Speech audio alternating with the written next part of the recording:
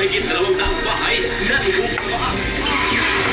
Patay sa enkwentro ng militar at abusayak sa sulong o yan sa 16. 6 na sasakyan nagkarampola, 5 sugatan.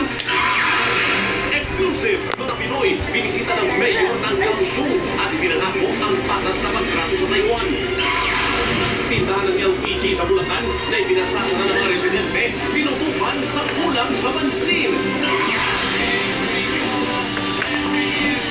At tampok ang tribute kay Francis Magalona ng kanya na sa mga kwento ni Mark Logan.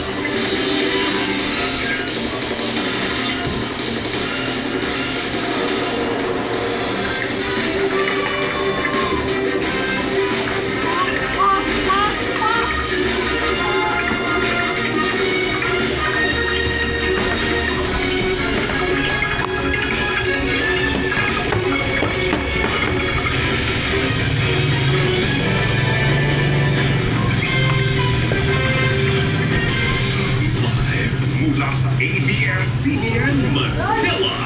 Ito ang TV Patrol Weekend. Magandang gabi, Pilipinas. Kami mga patrol ng Pilipinas. Nagmamalita at naglilingkod sa inyo saan man sa mundo. Walang bagyo, pero lumubog sa tubig baha ang mga residente sa boundary ng Maynila at Mandaluyong. Ang dahilan, sumabog ang tubo ng Manila. Sa patrol, Caroline Woodkin. Sa loob ng ilang minuto, pumaas ng abot bewang ang tubig sa boundary ng Maynila at Mandaluyong kaninang alas 5:30 ng umaga. Lubog pati ang ilang mga sasakyan at pinasok ng mga bahay ng bahay nito na may taas na 1 metro sa kalsada. Natrap ang ilang residente sa di inaasahang pagbaha. Dahil sa lakas ng daloy ng tubig, bumagsak at